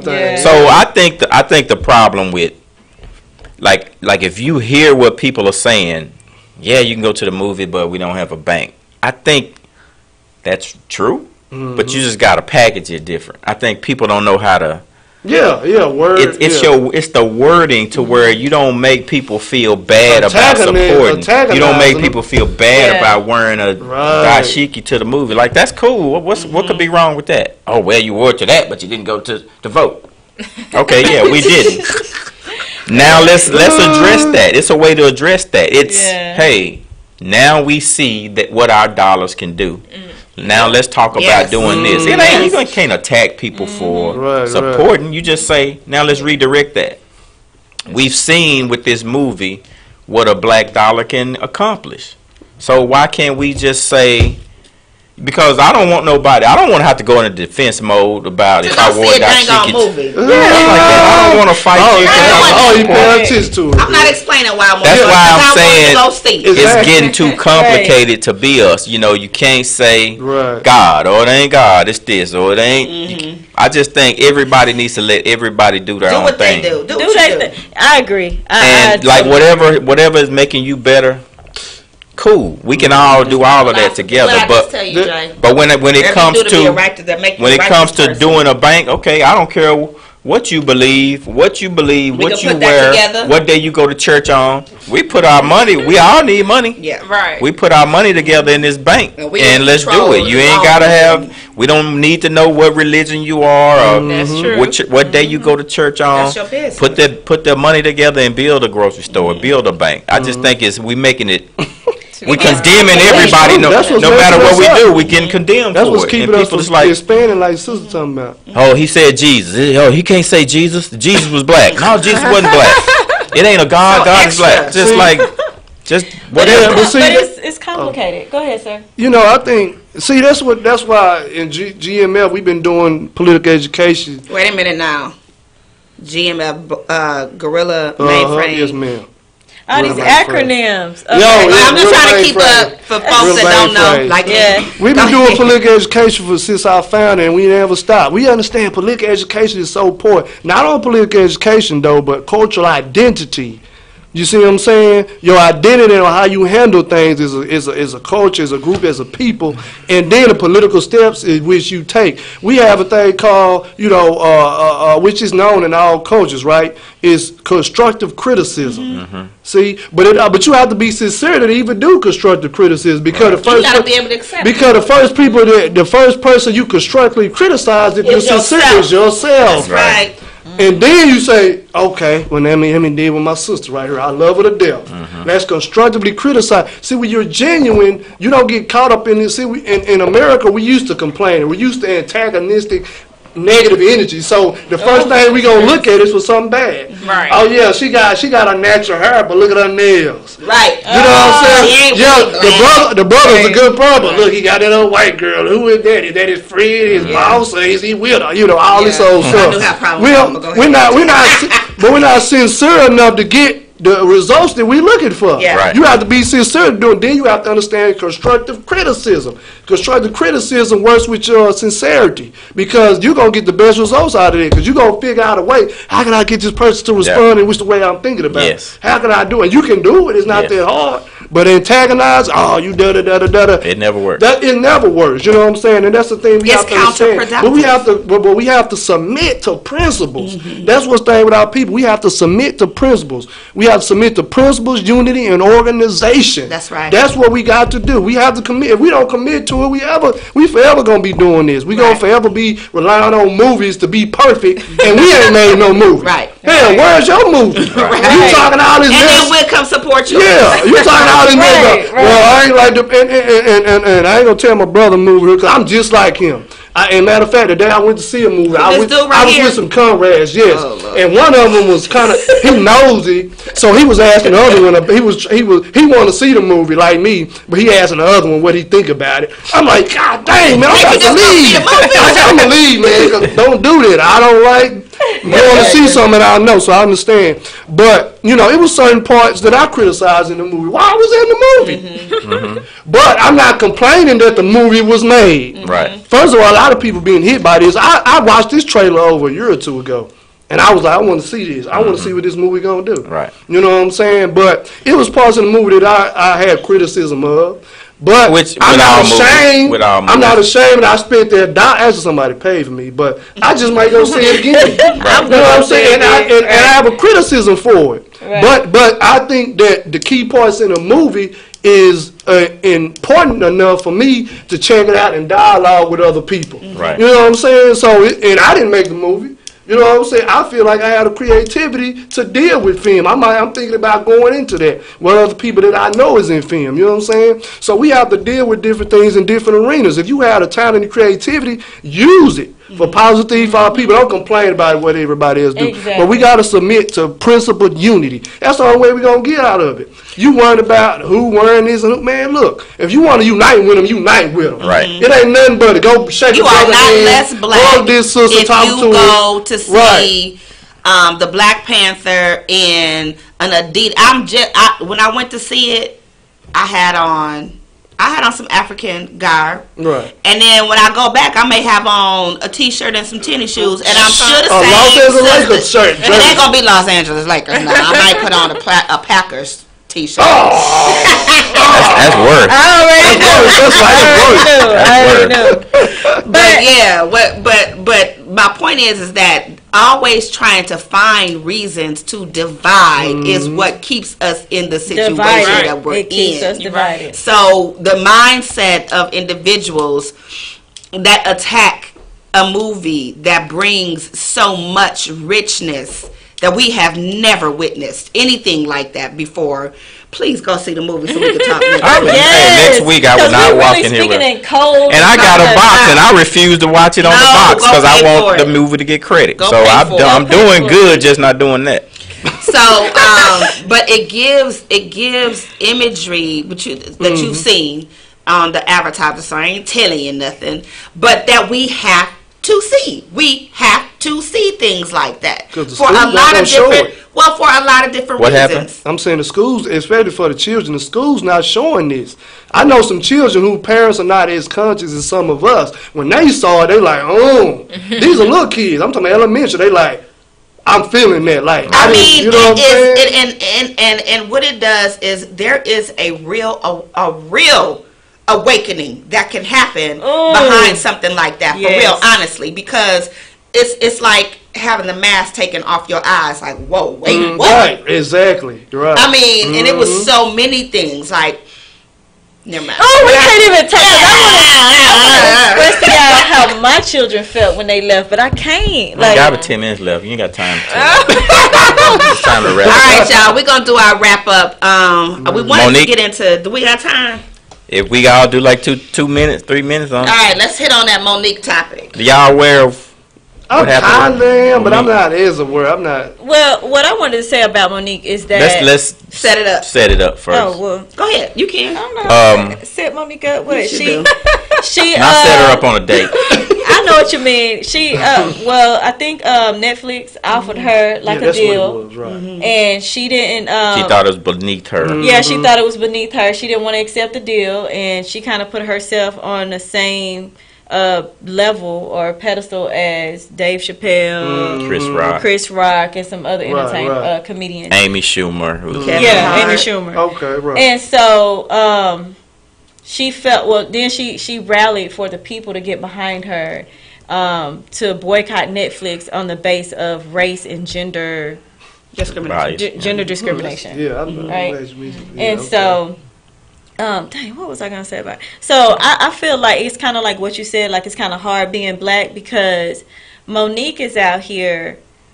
I kind of have mixed feelings, but she's out here trying to fight, for women's rights or fight for, whatever she believes to be true and right and exact, right? And people are talking about, she's really hard to work with, and just from me looking at the interview, From what I gather, based off of what she said, she is quick to check people when she feel like they are being disrespectful or rude or just disagreeing. Yeah, in some way, and that comes off to other people as being kind of difficult, challenging, and things like that. Okay, yeah. And she was labeled Donkey of the Day on the Breakfast Club show. He has a segment. Oh, really? Yeah. That he called, and he'll just call people out, random people. Right. So he just happened to call Monique out, saying for her thinking that she should deserve Chris Rock money or Dave Chappelle money, and she didn't get that, and she wants all the black people to rally behind her and boycott Netflix. So Monique heard this, so she decided to come on the show. Oh, so I'm donkey of the day. Yeah. So she came on the show, and now they're right here, and she's like, she checking him. Wants to make him explain how she gets to be donkey of the day when she goes to these other shows. Other shows that have white hosts and stuff, and they're saying, "You're right, Monique. You should have gotten this, or we are going to help you boycott." And then Charlemagne, who's one of the hosts, is saying she got the donkey of the day. So she really came on. Her husband was on the phone to figure out, how did I get it? Well, yeah, that's the gist of the show. But my point is that she's trying to rally this support from the people, right? And people are really not feeling it. You know what I'm saying? Yeah, that's what it seems. You know what I'm saying? Like the majority of black people are not. It seems like they're not on her side, and I feel like she feels alone in the fight. You know what I mean? What's your opinion? Where are you? I don't know where I'm at right now because I need to do some more. I understood what Charlemagne was saying. I mean, I wouldn't have called her donkey of the day, but he just does it. He just does it because. So I get that part, and I understood what Monique was saying. Yeah. So I get, I understood that he's saying, Monique, like, you really ain't on their level when it comes to, and he was saying, when it comes to Netflix giving a deal, they're going to give it to somebody who's relevant. Can pack out arena football stadium. They're going to get the big money because they've proven that they can do it. Yes, as far as Monique, she hasn't done that lately. Mm-hmm. She may not be as big as them in that arena. Oh, right. Well, and she hasn't. Like, she just hasn't done it. She don't produce no Kevin Hart. As far as a movie, she's got the. I think she's done a lot of movies. She's done some movies that supersedes what they've done in movies. But as comics, she hadn't come close. But she hasn't done anything recently. But what she's saying is, my resume speaks for itself. Like, I shouldn't have to explain nothing to you. Check my resume. But it's all about money, though. And it's relevance. I think it's all about money and. It's relevance. They know Chris Rock and Dave Chappelle. We all on board because they are showing that they're gonna bring the numbers, and it's all a business. So I don't know if that was. I'm not sure it was racism. There's always some sort of racism involved, but I don't know to what degree. And that's the problem that I have. I don't know to what degree, but I'm not knocking the other fights that she's probably fighting in the whole. When she was talking about the white guy pointing his finger in somebody's face, and she had to check him on that. You know what I'm saying? But I would like to hear from somebody who has actually, because you got black people who said they worked with her and she's a piece of work and they won't work with her. So I want to hear from them instead of, well, this person said that you did that on the set. I want to hear from some of the people she's actually worked with to see how true. Instead of just hearing like he said, she said. Yeah, I want to hear from people who actually worked with her. Just like she came on and told her side, I would like for them to tell their side, just to see. Because she's been blackballed. Yeah, I know. Well, I don't know another term for that, but I think that's it. I just hate this blackball, but that's what it is. I guess my problem is I'm really not concerned about the fight or whatever that she's having with Netflix. Right. I'm really kind of unsure as to the legitimacy, or not legitimacy, but I don't know how much weight her claim has. Oh, right. But I am concerned about how people perceive her when she stands up for other people, if that is the case. Right. You know what I mean? Like, I am concerned about that. And that's a tough road to feel like you're the only person that's fighting for the rights of everybody and no one else supports you. Like, you need that support. You know what I mean? You need somebody to kind of say, I mean, I know she got her husband, which I didn't really appreciate her calling him daddy on the show. I did.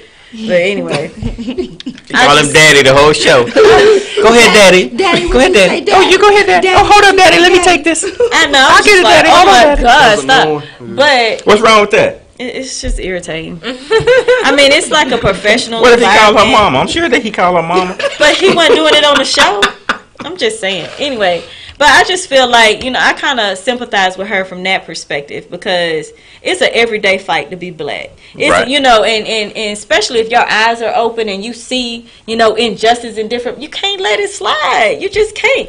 Just like when we was at the restaurant, remember? And you saw an injustice and you couldn't let it slide. And you was mad at me. I was not mad at you. You were embarrassed. You were mad. I was not upset. You were embarrassed. I was not upset. I just didn't like that kind of attention, but I was not upset.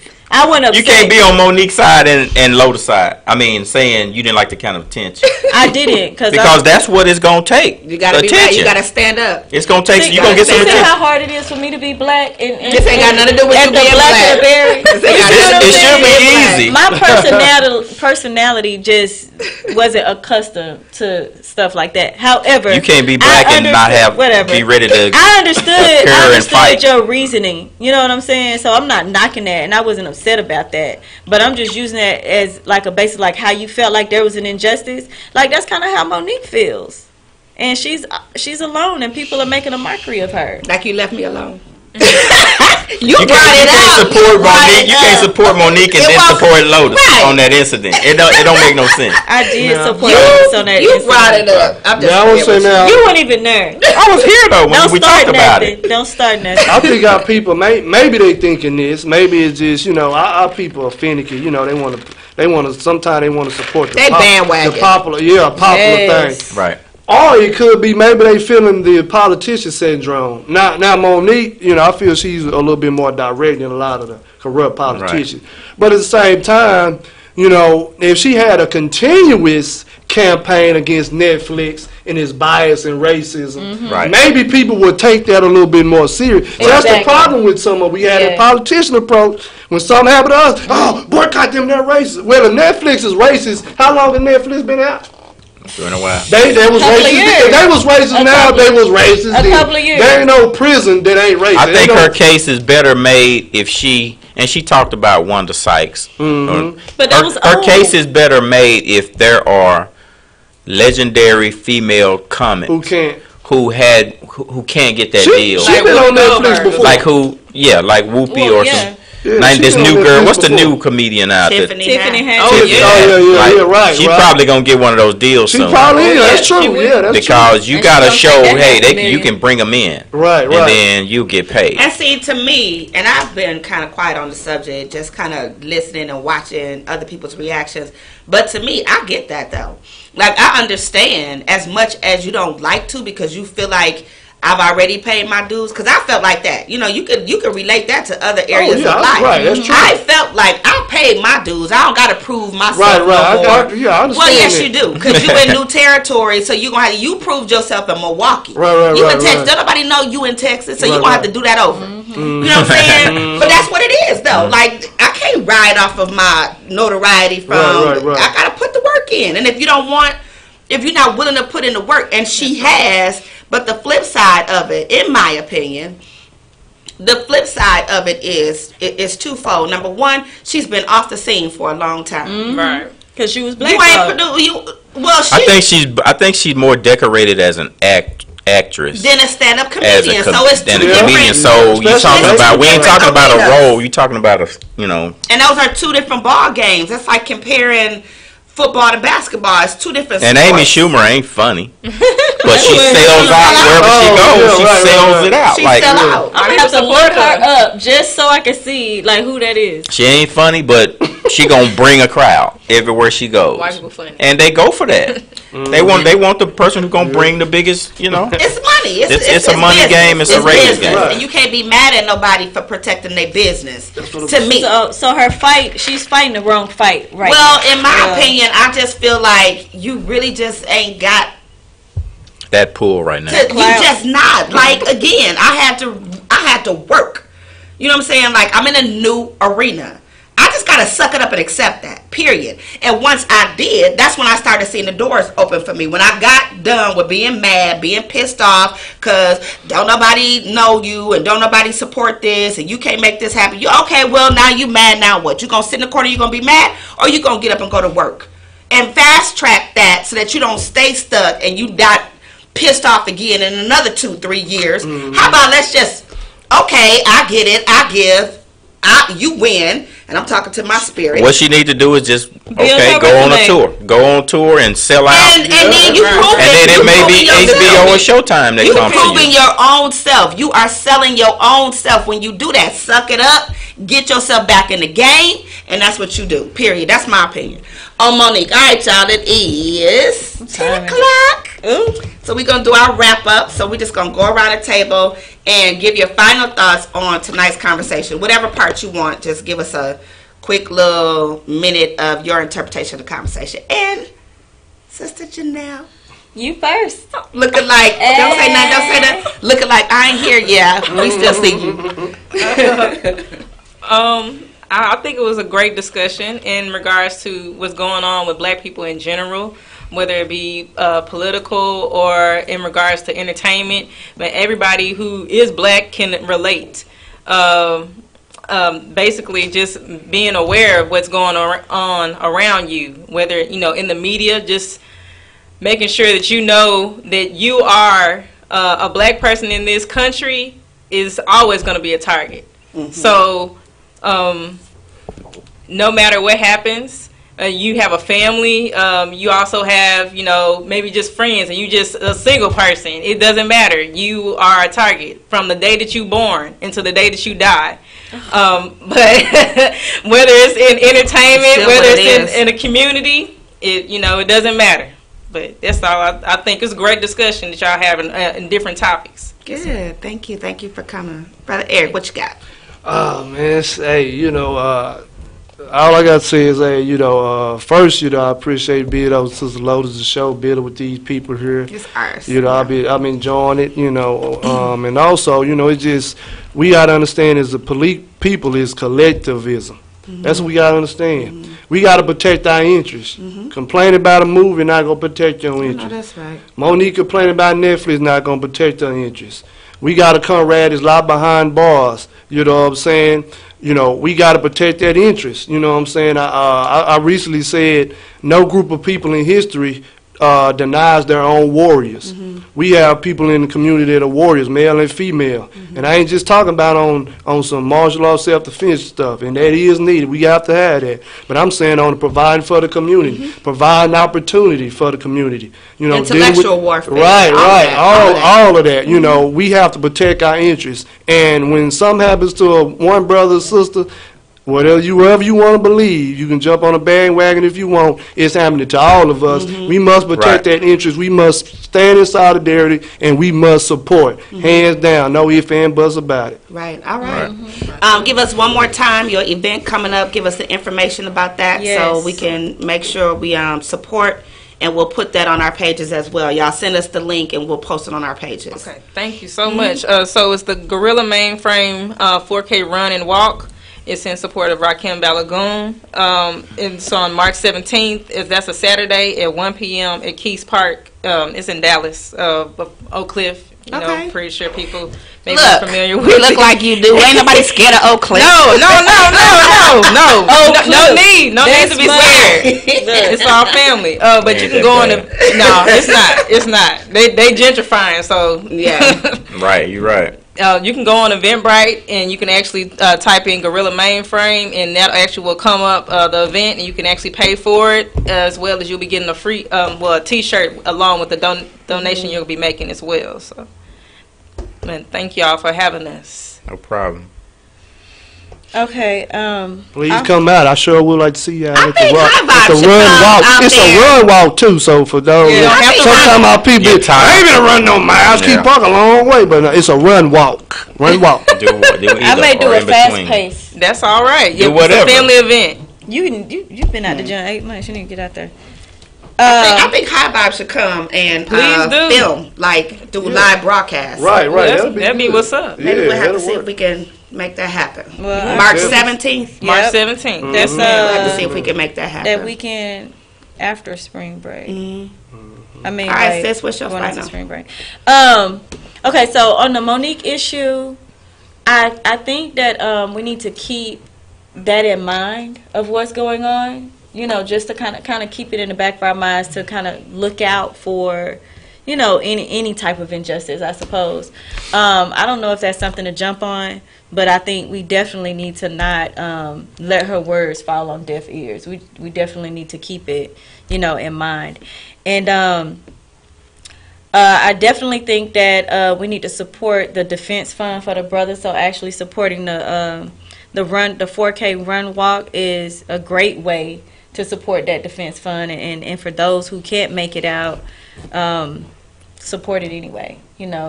Because this is a brother. This is, it could be us. It could be your dad, your son, whoever. And we don't want to see our people period, just, in an uncomfortable, compromising situation that really has no real merit. Mm-hmm. So definitely support that on March the 17th at Keys Park at 1 p.m. And children, I know we talked a little bit about like guns in the school system. I just say, we just have to have conversations with our children, with our babies, about a variety of things. Mm-hmm. One of them being, the whole school situation with teachers possibly carrying guns, with the whole black identity extremist situation. Like, I just think that our children, we have to have these kind of talks. They may have to grow up a little quick, and they may not understand, a lot of the conversations that we're having, but we still have to have these types of conversations with them, and in the midst of trying to keep them as innocent as possible. And that's pretty much it. Just keep yourself covered and go from there. Okay. What you got, G? As far as the guns in the schools, man, it's like, I know that there are situations where, like, some of these kids are out of control. I don't believe labeling all of them as troublemakers and animals. I know, because I'm in it, and I know that's not the case. But then we gotta start dealing with our kids and expressing respect for authority and discipline, because you can see some of these videos where these kids are out of control, where they're putting their hands on teachers and body slamming teachers and slapping teachers. Mm-hmm. That was never part of our culture, no matter what, teacher didn't always respect. It was always, even if you didn't like the teacher or what she said, there was never a time where a student would do that. And everything is on video now. Mm-hmm. So I'm not sure. I could understand needing a gun in a high school sometimes from some of the videos I've seen, but I wouldn't suggest it. Mm-hmm. I wouldn't say teachers need to be armed, because it can go too left. Yeah. It can go way too left in too many situations. And then our kids will probably be most of the ones, like you're saying, that get shot. As far as just being black, like, we got to make it less complicated. We got to stop saying just because you did that, we shouldn't scorn you for going to watch a movie or for wearing a dashiki to a movie. It's like, okay, we see what we can do. Let's figure out a way to do it, instead of making people feel bad for us going to the movie and the movie made this amount. Let's figure out a way and use this movie for what it is. People were saying it's fictitious and people getting all bit. No, you can use, from what I'm hearing, we should use this movie as a stepping stone. Use it as a platform. Everybody's raving about it one way or another, so use that as a building block. Forget that it's fictitious. I heard it's got some symbols and some positive imagery. Goodness. So if anything, it's releasing positive. I'm just saying, make it less. I just want it to be easier among us. It's already hard enough being black, just walking out the door. It needs to be easier among us to be black. Black extremist identity. That was all tied in. Yeah. Okay. All right, so my final thoughts. First, I want to thank you guys for coming. We appreciate it. This is a lot of good information. And please make sure that you forward us the links so that we can place it on the HighVibe as well as the Black of the Berry pages, and we can do our part in supporting, showing support by getting that information out. What I would say on tonight's conversation is there ain't nothing new under the sun. That we've been through this before. We win when we can sit back, study the things that happened before, pay attention to what people did to win, and pay attention to what they did when they were not winning. And then strategize.